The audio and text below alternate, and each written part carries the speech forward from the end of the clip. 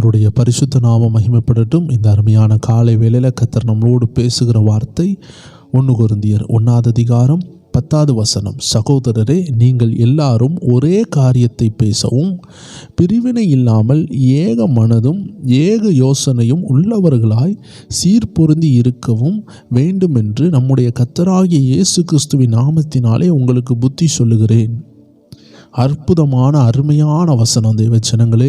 ஒரு மனம் ஒரு பயங்கரமான பலன். ஒரு மனம், ஒரே யோசனை, ஏக மனது. இதை பற்றி தான் பவுல் அந்த இடத்துல வலியுறுத்துகிறார். ஏன் தெரியுமா? பணத்தினாலையும் படிப்புனாலையும் பட்டத்தினாலையும் நமக்கு இன்னைக்கு இந்த ஒரு மனம் கிடைக்காது. இந்த ஒரு மனம் ஏசப்பா மூலமாக மட்டும்தான் நமக்கு கிடைக்கிறது. இந்த பிரிவினை எப்படி இன்றைக்கி குடும்பத்தை பாழாக்கு என்பதை நம்ம இன்றைக்கி சற்று பார்த்துட்டு நம்ம ஜெபிக்க போகிறோம். இன்றைக்கி பார்த்திங்கன்னா கணவர் ஒரு ஆலோசனை, மனைவி ஒரு ஆலோசனை, பிள்ளைகள் ஒரு ஆலோசனை, குடும்பத்தில் பெரியவர்கள் ஒரு ஆலோசனை. எந்த ஆலோசனை தான் நம்ம இன்றைக்கி குடும்பத்தில் செய்ய முடியும்? அப்போது பெரியவர்கள், ஜெபிக்கிறவர்கள் நம்ம இணைந்து பேசணும். நம்ம குடும்பத்தில் ஒரு டெண்டன்சியை க்ரியேட் பண்ணணும். ஒரு சூழ்நிலை, ஒரு சூழலை உருவாக்கணும். நம்ம வீட்டில் ஹீட்ரு போட்டால் ஹீட்டருனுடைய சூழல் உண்டாகும். இந்த குளிர் இடங்களில், ரொம்ப குளிராக இருக்கிற இடத்துல இந்த ஹீட்ரு போடுவாங்க. அப்போ அந்த ரூம் கதன்னு என்ன ஆகும்? சூடாக மாறும். ஆனால் நல்ல வெயிலில் போகிற ஒரு காரோ ஒரு வேனோ, ரொம்ப வெயில் அடிக்கிற ஒரு வனாந்திரத்தில் போகுதுன்னா அந்த வேனுக்குள்ளே ஏசி ஆன் பண்ணால் நல்லா குளுமையாக இருக்கும். அப்போது நமக்கு ஏற்ற ஒரு சூழலை நம்ம அமைச்சுக்கிறோம். வெயில் அடித்தால் ஏசியை போடுகிறோம், குளிர் அடித்தால் ஹீட்ரு ஆன் பண்ணுகிறோம். சூடான அந்த ஹீட்ரு ஆன் பண்ணி நல்லா குளிர் காய்கிறோம். பைபிளில் கூட நீங்கள் பார்த்தீங்கன்னா பவுல் என்ன செய்கிறாரு? கப்பல் சேதத்தில் இருந்து, கப்பல் உடைந்து அந்த கடலில் இருந்து வெளியே வரும் பொழுது நல்ல ஈரமாக இருந்திருக்கும். வேறு மாட்டு வஸ்திரங்கள்லாம் இருந்திருக்காது. ஒருவேளை கொண்டு வந்திருந்தாலும் அது அந்த கடலில் மூழ்கி இருக்கும். எல்லாமே அந்த கடலில் அடிபட்டது. யூரோக்ளிதான் புயல்னால எல்லாமே உடைக்கப்பட்டு கடலுக்குள் சென்றது. அப்பொழுது அவர் என்ன செய்கிறாரு? அந்த மரத்துண்டுகளை எடுத்து அவர் என்ன செய்கிறார்? எடுக்கும் பொழுது ஒரு பாம்பு கொத்திட்டு. அவர் எதற்கு எடுத்தார்? குளிர் காய்கிறதற்கு. ஸோ நமக்கு குளிராக இருந்தால், தண்ணியில் முங்கிட்டோன்னா நமக்கு தேவை நல்ல ஒரு அனல், நல்ல தீயினுடைய ஒரு அட்மாஸ்பியர். நமக்கு அந்த சூழல் தேவையாக இருக்குது. தேவச்சனங்களே, சூழலை அமைக்கிறது நம்மளுடைய காரியம், நம்மளுடைய கடமை. வீட்டில் ஒரே சண்டையாக இருக்குது பாஸ்டர், வீட்டில் ஒரே போராட்டமாக இருக்குது. ஆண்டு சொல்கிறார், சூழலை அமைங்க. நான் ராஜஸ்தான் ஊழியங்களுக்கு சென்றிருந்த பொழுது அங்கே எல்லா வீட்லேயுமே இந்த ஏர் கூலர் இருக்கும். ஏர் கண்டிஷனர் நான் சொல்ல, ஏசியை பற்றி சொல்லலை, இந்த ஏர் கூலர்னு சொல்லி ஜன்னலில் மாட்டியிருப்பாங்க. ஏன்னா அங்கே உள்ள வெயில் தாங்க முடியாமல் ஒரு 20 லிட்டர் 40 லிட்டர்னு சொல்லி தண்ணியை ஊற்றி ஐஸ் க்யூப்ஸை போட்டு அந்த குளிர் காற்று அடிக்கிறதுக்காக ஏர் கூலரை வச்சுருப்பாங்க. நிறைய பேர் விண்டோவில் ஃபிட் பண்ணியிருப்பாங்க. பெரிய பெரிய மாட்டு சைஸில் இருக்கும். அப்போது அந்த ஏர் கூலர் மூலமாகவே திருட நினச்சா உள்ளே வந்துடலாம். ஏன்னா அது ஜன்னலில் இருக்கும், அதை உடச்சி உள்ளே வரனாலும் வரலாம். ஆனால் எப்படியோ சேஃப்டியாக அதை டைட் பண்ணி வச்சுருப்பாங்க. பட் அங்கே அந்த ஒரு குடும்பமாக வாழ்கிற மாதிரி வாழ்கிறதுனால பெரிய பிரச்சனைகள் இல்லை. ஒரே ட்ரைப்ஸாக இருப்பாங்க, ஒரு மதத்தினர், ஒரு இனமாக ஒரு ட்ரைப்ஸாக இருப்பாங்க. அதனால அவங்களுக்குள்ளாடி ஒரு சொந்தக்காரங்களாக இருக்கிறனால பெரிய பிரச்சனைகள் இல்லை. ஆனால் அந்த கால சூழ்நிலையில் தப்பிக்கிறதுக்காக, சூடு தாங்கிறதுக்காக நல்ல ஏர் கூலர் உண்டு. அதே ராஜஸ்தானில் குளிர் காலத்துலேயும் நான் இருந்திருக்கிறேன். அந்த நேரத்தில் பார்க்கும் பொழுது பெரிய பெரிய கம்பளங்கள், பெரிய பெரிய பெட்ஷீட்டெல்லாம் வச்சு மூடி படுப்பாங்க. இல்லைன்னா குளிர் தாங்காது. தேவ ஜனங்களே, இதில் இருந்து என்ன புரியுதுன்னா, நம்ம வீட்டினுடைய சூழலை நம்ம தான் தக்க வைத்து கொள்ளணும், நம்ம தான் கிரியேட் பண்ணணும். We are the atmosphere maker and creator. கர்த்தர் நமக்குள்ள அட்மாஸ்பியரை வச்சிருக்கிறார். நிறைய நேரம் நம்ம சொல்லுவோம், நம்ம சூழ்நிலை தான் பிரச்சனைன்னு சொல்லுவோம். தேவஜனங்களே, சூழ்நிலை பிரச்சனையே இல்லை, உங்கள் மனநிலை தான் பிரச்சனை. ஐயோ வெக்கையாக இருக்குன்னு சொல்லுகிறது நம்ம மனநிலை. உங்கள் வீட்டில் ஏசி இருக்குது, ஆனால் வெக்கையாக இருக்குன்னு சொல்கிறது யாருடைய தவறு? ஏசியை ஆன் பண்ணாமல் இருக்கிற நம்மளுடைய தவறு. வீட்டில் குளிராக இருக்குன்னு சொல்கிறோம், ஆனால் வீட்டில் ஹீட்டர் இருக்குதுன்னா அந்த ஹீட்டரை ஆன் பண்ணாமல் இருக்கிறது யாருடைய தவறு? நம்மளுடைய தவறு. இதே போல் வீட்டுக்குள்ளே பிரிவினையாக இருக்குது, சண்டையாக இருக்குது, போராட்டமாக இருக்குதுன்னா தேவச்சனங்களே, நம்ம ஆன் பண்ண வேண்டிய சில விஷயம் இருக்கிறது. சில சுவிட்சஸ் நம்ம ஆன் பண்ணணும். அது என்ன சுவிட்சஸ்ன்னு பார்க்கலாமா? பவுல் சொல்கிறார், நீங்கள் எல்லாரும் ஒரே காரியத்தை பேசவும். ஒரே காரியத்தை பேச தொடங்குங்க. பெரியவர்கள் சிறியவர்கள் எல்லாரும் நீங்கள் என்ன செய்யணும்? வீட்டில் பேச ஆரம்பிக்கணும். தேவ சித்தம், எதை எடுத்தாலும் தேவ சித்தம்னு நம்ம வரணும். எதை எடுத்தாலும் வேதம் என்ன சொல்லுதுன்னு அன்பாக கொண்டு வரணும். ஒரு ரூல்ஸ் போட்டு நம்ம வீடை நியாயப்பிரமாண அடிமைகளைப் போல யாரையும் மாற்றிடக்கூடாது. அந்த இஸ்ரவேல் ஜனங்கள் எல்லாரும் எகிப்தில் அடிமையாக மாறினாங்க பார்த்தீங்களா, அந்த மாதிரி நம்ம என்ன செஞ்சிடக்கூடாது. குடும்பத்தில் ஒரு ஹிட்லர்னுடைய ஆட்சியை நம்ம தயவு செய்து கொண்டு வந்துடக்கூடாது. ஸ்ட்ரிக்டாக இருக்கணும், ஆனால் கொஞ்சம் எக்ஸ்கியூஸ் இருக்கணும். கொஞ்சம் விட்டு பிடித்து தான் நம்ம என்ன செய்யணும், நம்ம போக வேண்டும். இல்லை என்றால் வாலிப பிள்ளைகள் நஷ்டப்பட்டு விடுவார்கள். நிறைய பேர் சொல்லுவாங்க, என் பிள்ளை செல்ஃபோன்லேயே கிடக்காம பாஸ்டர். நான் சொல்கிறேன், உங்கள் பிள்ளை குடிகாரனா இல்லையே, அந்த பிள்ளைகளுக்கு அப்படிப்பட்ட போராட்டம் இருக்கும். குடிகாரனா மாற, விபச்சாரனா மாற, பண ஆசை உள்ளவனா மாற, கஞ்சால போய் மாட்ட, இப்படி போதை பொருள்களில் மாட்ட பிசாசு இழுக்கும் பொழுது அவன் வீட்டுக்குள்ளே சேஃபாக என்ன செய்கிறான், படுத்து தூங்கிட்டு கிடப்பான். உங்கள் வீட்டில் வந்தால் ஒரே போராட்டமும் அடியும் தான் இருக்கும், ஒரே சண்டை தான் இருக்கும். ஆமாம், தின்னிட்டு தூங்கலை இப்படின்னு அம்மா அப்பா பேசும் பொழுது அந்த பிள்ளைகள் என்ன செய்வாங்க, வீட்டிலேருந்து வெளியே போக ஆரம்பிப்பாங்க. ஏன்னா வீட்டுக்குள்ளே அன்பு இல்லை, வீட்டுக்குள்ளே நல்ல தன்மை இல்லை, வீட்டுக்குள்ளே அரவணைப்பு இல்லை. பிள்ளைகள் வெளியே போவோம், பண ஆசையில் விழும், லாட்ரியில் விழும், இல்லை பைக் ஓட்டி விழும், இல்லை விபச்சார பாவங்களில் விழுவாங்க. நமக்கே தெரியாது. சில அந்தகார ஆவியில் மாட்டுவாங்க, சிலர்லாம் பில்லி சூன்யத்தில் விழுறாங்க, சிலர் தீவிரவாதிகளாக மாறுறாங்க. இன்ஜினியர்ஸ் படிக்கிற எத்தனையோ பேர் இன்றைக்கி தீவிரவாதிகளாக மாறிக்கொண்டிருக்கிறாங்க. எத்தனையோ பேர் ஸ்மக்லராக மாறுறாங்க. தேவ ஜனங்களே, இப்படிப்பட்ட ஆபத்துகள் வரக்கூடாதுன்னா நீ இங்கே ஒரு நல்ல அரவணைப்புக்கு உள்ள ரெஃப்யூஜி சென்டராக இருக்கணும். வேறு தேசத்திலிருந்து அகதிகள் வரும்பொழுது ரெஃப்யூஜி சென்டர்ஸ் என்ன செய்வாங்க, அரவணைத்து அவர்களுக்கு சாப்பாடு கொடுத்து உணவு கொடுத்து பாதுகாத்தாங்க. தேவ ஜனங்களே, நல்ல சமாரியனை பாருங்கள், குற்றுயிராக இருந்த அந்த மனுஷனை பராமரித்தான், அவனுக்கு தேவையானதை செலவழித்தான். தேவ ஜனங்களை, இன்றைக்கி நம்ம குடும்பத்தில் காயப்பட்டவங்க, குடியில் பாதிக்கப்பட்டவங்க, சண்டைக்காரங்க இருக்கிறாங்கன்னா அவங்க அதிலும் மோசமான விஷயத்தில் மாட்டி விடாதபடி நீங்கள் அரவணைக்கணும். நீங்கள் அரவணைக்க தொடங்கணும். கணவர் மனைவி ஓரளவு ஜெபிக்கிறவங்களா இருக்கிறீங்கன்னா நீங்கள் தீர்மானம் எடுக்கணும். தேவ சித்தத்தை பேசுவோம், வீண் பேச்சு வருதுன்னா உடனே அந்த பேச்சை நிறுத்தணும் அப்படின்னு சொல்லி ஒரு ஆலோசனையை உடனே கணவருக்கு மனைவி நினைவுபடுத்தணும்னா கணவர் என்ன செஞ்சிடணும், அதை இணைஞ்சி நம்ம குடும்பம் நல்லா இருக்கணுமே சொல்லிட்டு மனைவி சொல்கிறத கேட்டுடலாம். நான் எதுக்கு மனைவி சொல்கிறத கேட்கணும்னு நினச்சா குடும்பம் அழிஞ்சு போய்விடும். தேவ ஜனங்களே, நம்ம தான் கேர்ஃபுல்லாக இருக்கணும்.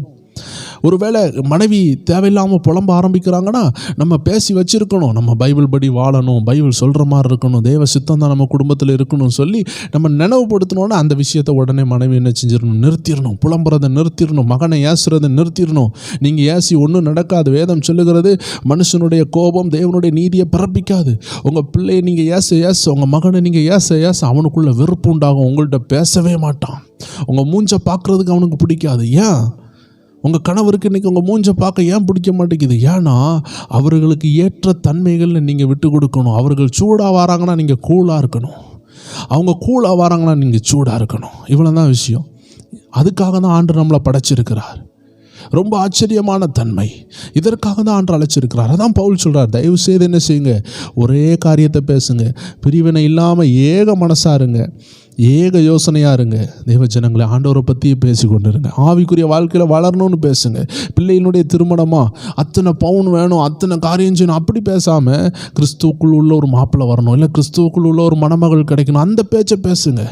நல்ல ஒரு வேலைன்னு சொல்லும் பொழுது அந்த வேலையை மட்டும் பார்க்காதீங்க, அந்த வேலையில் உண்மையாக இருக்கணும், அந்த வேலையை செய்ய தகுதி இருக்குதா, அதுக்கு கேப்பபிலிட்டி இருக்குதா, இல்லை கள்ளத்தனமாக அது வருதா, அதை குறித்து பேசுங்க. எதை எடுத்தாலும் ஆவிக்குரிய சைடை நீங்கள் பேச ஆரம்பிச்சிங்கன்னா சத்ருக்கு அங்கே இடமே கிடையாது.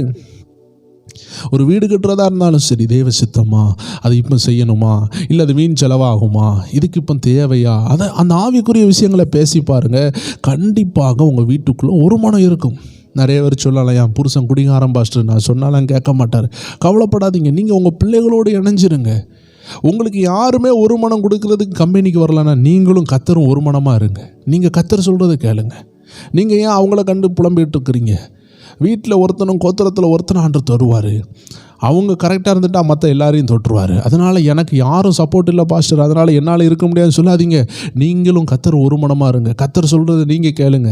கத்தர் கூட நம்ம ஒரு மனமாக இருந்தால் தான் கத்தர் கூட இருந்து கணவரை ஒரு மனத்தில் கொண்டு வர முடியும், பிள்ளைகளை கொண்டு வர முடியும். நம்ம சண்டை போடுறதுனாலையோ நம்மளை கண்டு பயந்து அவங்க திருந்துறதுனாலையோ ஒன்றும் நடக்க போகிறதில்ல. வேணும்னா வாயை மூடிட்டு இருப்பாங்க, ஆனால் மனசு மாறாது. ஒருத்தனை அடித்து குடிக்காதன்னு சொன்னான், அவன் குடிச்சிக்கிட்டு தான் இருப்பான். நீங்கள் அடிக்கிறதுனால குடிக்காமல் இருப்பான். ஆனால் அதுக்குன்னு சொல்லிட்டு குடியை விட்டுட்டாடான்னு கேட்டால் இல்லை, நீங்கள் அங்கே இல்லைன்னா அவன் போய் குடிச்சிருவான். ஆனால் அதே அவனை இயேசு தொட்டுட்டாருன்னா அவன் குடிக்கவே மாட்டான். இதுதான் விஷயம். உங்கள் கணவரையோ உங்கள் பிள்ளையோ நீங்கள் கட்டாயப்படுத்தி மாற்ற முடியாது. தள்ளி பழுக்கிற மாங்காய் நல்லா இருக்காது, தானாக பழுக்கிற மாங்காய் நல்லா இருக்குது. இதே போல் தேவ ஜனங்களே, அதனால தான் பவுல் சொல்கிறாரு, ஒரே மனமாக இருங்க, ஏக யோசனையாக இருங்க, ஏக சிந்தையாக இருங்க, பிரிவினையை வேண்டாம். ஏதாவது ஒரு ஆள் பிரிவினையாக பேசுகிறாங்கன்னா தயவுசெய்து அவங்கள்ட்ட அன்பாக சொல்லுங்கள், தயவுசெய்து இப்படி பேசாதீங்க, இந்த பிரிவினை வேண்டான்னு சொல்லுங்கள், அதை அன்பாக ஏற்றபடி சொல்லுங்கள், அவங்களுக்கு பிடிச்ச மாதிரி சொல்லுங்கள். ஒன்றும் குறைஞ்சி போகிறது இல்லை. நம்ம குடும்பம் நல்லா இருக்கிறதுக்காக நம்ம எப்படி ஐஸ் போட்டாலும் ஒரு பிரச்சனை இல்லை. இங்கே ப்ரெஸ்டீஜுக்கு இடமே கிடையாது. நம்ம எவ்வளோ நாள் தாழ்ந்து போகலாம், என்ன ஆனாலும் நம்மளுடைய மோட்டிவ் குடும்பம் உடையக்கூடாது, பிள்ளைகள் உடையக்கூடாது, பிள்ளைகள் நாசமாகக்கூடாது, கணவர் கெட்டு போகக்கூடாது, குடும்பம் உடஞ்சிடக்கூடாது. இந்த ஃபோக்கஸை விட்டுவிடவே கூடாது. மேலாக எல்லாவற்றையும் காட்டிலும் கர்த்தரையே நினைத்து கொண்டு, கர்த்தர் விஷயங்களையே நினைத்து கொண்டு, கர்த்தர் நம்ம வீட்டில் மகிமைப்படுறாரா, கர்த்தர் நம்ம வீட்டில் சந்தோஷமாக இருக்கிறாரா, கர்த்தரை பிரியப்படுத்துகிற பேச்சு இருக்குதா, நம்ம வீட்டு சத்தம் நம்ம ஜன்னலை விட்டு வெளியே போகக்கூடாது. வீட்டில் உள்ள இட்லியினுடைய ஆவி வேணால் வெளியே போகலாம், தோசை சுடுற புகை வெளியே போகலாம், ஆனால் நம்ம சத்தம் வெளியே போகக்கூடாது. இதுதான் தேவ பிள்ளையினுடைய வீட்டினுடைய அழகு. உங்கள் வீட்டில் கிளாஸை உடைக்கிற சத்தம், கெட்ட வார்த்தையின் சத்தம் வெளியே வரக்கூடாது. அப்படி கேட்குதுன்னா கண்ணீரோடு முட்டு போட்டு அழுங்க, கர்த்தர் அதை ஓய பண்ணுவார். தயவு செய்து ஏசப்பா பிள்ளைகள், இதை கேட்குற ஆயிரக்கணக்கான மக்கள் இருக்கிறீங்க, உங்கள் வீட்டு சவுண்டு வெளியே போகாமல் காத்துக்கொள்ளுங்க. கர்த்தர் உங்களை ஆசீர்வதித்து உயர்த்துவார். ஒருவன் அவரை கனம் பண்ணான், ஒருவன் அவருக்கு ஊழியம் செய்தார், பிதாவானவர் அவனை கனம் பண்ணுவார். அதனால் நீங்கள் கர்த்தரை கனம் பண்ணுங்க, கர்த்தர் உங்களை கனம் பண்ண போகிறார். எல்லாரும் கண்களை மூடி ஜெபிப்போமா? ஆண்டவர்கிட்ட கேளுங்க. பவுல் சொல்கிற ஆலோசனையின்படி, அப்பா எங்களுக்கு ஒரே மனதை தாங்க, அப்படிப்பட்ட ஒரு அன்பை தாங்க. எல்லா குடும்பமும் எல்லா ஊழியர்களும் ஒன்று ஆரம்பத்திலே ஒரு மனமாலாம் இல்லை தேவச்சனமே. குடிகாரனாக இருந்து ஊழியக்காரனாக மாறினாங்க, கொலைகாரனாக இருந்து மாறினாங்க, சண்டைக்காரனாக இருந்து மாறினாங்க. ஆனால் அவர்கள் மாறினார்கள், அதுதான் உண்மை. இன்றைக்கி உங்கள் வீட்டில் இல்லையே நினைக்காதீங்க, அவர்கள் மாறினது போல் நீங்களும் மாற முடியும். யாருமே வானத்திலிருந்து குதித்த பரிசுத்தவான் கிடையாது, எல்லாருமே பாவிகளாக பிறந்து மனம் திரும்பினவர்கள் தான். அதனால் எல்லாராலையும் மாற முடியுதுன்னா உங்களாலேயும் மாற முடியும். என்கிட்ட இல்லைன்னு சொல்லி நீங்கள் அழ வேண்டிய அவசியம் இல்லை. உங்களை மாற்றுக்கிறதுக்கு கர்த்தர் அழைக்கிறார். எத்தனை பேர் விட்டு கொடுப்பீங்க? இன்றைக்கி உங்கள் கையில் இல்லை தான், உங்கள் கணவர் நீங்கள் சொல்கிறத கேட்கல தான், உங்கள் பிள்ளைகள் நீங்கள் சொல்கிறத கேட்கல தான். ஆனால் நீங்கள் கர்த்தர் சொல்கிறத கேட்க ஆரம்பிச்சிட்டிங்கன்னா, ஒரு தகப்பனோ ஒரு தாயோ ஒரு பிள்ளையோ, நீங்கள் யார் இதை கேட்டு கொண்டிருந்தாலும் நீங்கள் கர்த்தர் சொல்கிறத கேட்க ஆரம்பிச்சிட்டிங்கன்னா, நீங்கள் சொல்கிறத பிறர் கேட்கும்படியாக கர்த்தர் உங்களை கனப்படுத்துவார். கர்த்தர் நீங்கள் எதை விதைக்கிறீங்களோ அதை அறுக்க உதவி செய்வார். ஹல்லேலூயா. நன்றியோடு துதிக்கிறோம் அப்பா. இந்த நாளில் அந்த ஒரு மனதை கொடுத்து ஆசீர்வதிங்க. குடும்பங்களில் உள்ள வீணான ஆண்டவரை பாழாக்கும் சங்காரம், சத்தங்கள், சண்டைகள், ஆண்டவரை பிரிவினைகள், மார்க்க பேதங்கள் எங்கள் குடும்பங்களை விட்டு அகன்று போவ நாங்கள் ஜெபிக்கிறோம். எல்லாரும் ஒரு விஷயம் ஜெபிங்கள். இந்த ப்ரேயர் டைம் குடும்பத்தாரில் யாரெல்லாம் இருக்காங்களோ எல்லார் குடும்பத்திலையும் ஒரு சமாதானம் உண்டாகட்டும், ஒரு சந்தோஷம் உண்டாகட்டும், தேவ நாம மகிமைப்படட்டும். வீட்டில் நீதிமானுடைய வீட்டில் கம்பீர சத்தம், தேவனை உயர்த்தும் கம்பீர சத்தம் உண்டாகட்டும். அழுகையின் சத்தம் அல்ல, வேதனையின் சத்தம் அல்ல, சண்டையின் சத்தம் அல்ல, சினிமா பாடல்களின் சத்தம் அல்ல, இயேசுவை உயர்த்தும் சத்தம் எல்லா வீடுகளிலும் துணிக்கப்படுவதாக. அன்னைக்கு அந்த சங்கார தூதன் கடந்து போகும் பொழுது இஸ்ரவேல் ஜனங்களுடைய எல்லா கதவுகளிலும் நிலைக்கால்களிலும் இயேசுவின் ரத்தம் இருந்தது போல, இன்னைக்கு ஜெபிக்கிற ஒவ்வொருவருடைய வீட்டுக்கு மேலே துதியின் அபிஷேகம், இயேசுவின் ரத்தம் பூசப்பட்டதாக இருக்க நாங்கள் ஜெபிக்கிறோம். உங்கள் நாம மகிமைப்படட்டும். எல்லாரையும் ஆசீர்வதிங்க. எல்லா குடும்பத்திலையும் சமாதானம் என்ற பெரிய ஆசீர்வாதத்தை கொடுங்கப்பா. பணத்தினால் பெற முடியாத அந்த தெய்வீக சமாதானம், உலகத்தால் தர முடியாத அந்த தெய்வீக சமாதானம் இந்த காலை வேளையில் ஒவ்வொரு பேருக்கும் உண்டாக ஜெபிக்கிறோம். இயேசு கிறிஸ்துவின் நாமத்தில் ஜெபிக்கிறோம் எங்கள் ஜீவனுள்ள நல்ல பிதாவே. ஆமேன், ஆமேன், ஆமேன். கர்த்தர் உங்களை ஆசீர்வதிப்பார். ப்ரேயர் டைம் குடும்பத்தார் எல்லாருக்கும் அன்பின் வாழ்த்துகள். இன்றைக்கி இரவும் நடக்கிற நிகழ்ச்சியில் கலந்து கொள்ளுங்கள். ப்ரேயர் டைம் வாட்ஸ்அப்பில் இணைந்து கொள்ளுங்கள். உங்களுக்கு ஒவ்வொரு நாளினுடைய நிகழ்ச்சிகளுடைய லிங்க் அந்த ப்ரேயர் டைம் வாட்ஸ்அப்பில் கிடைக்கும். கர்த்தர் உங்களை ஆசீர்வதிப்பாராக. God bless you. ஆமேன்.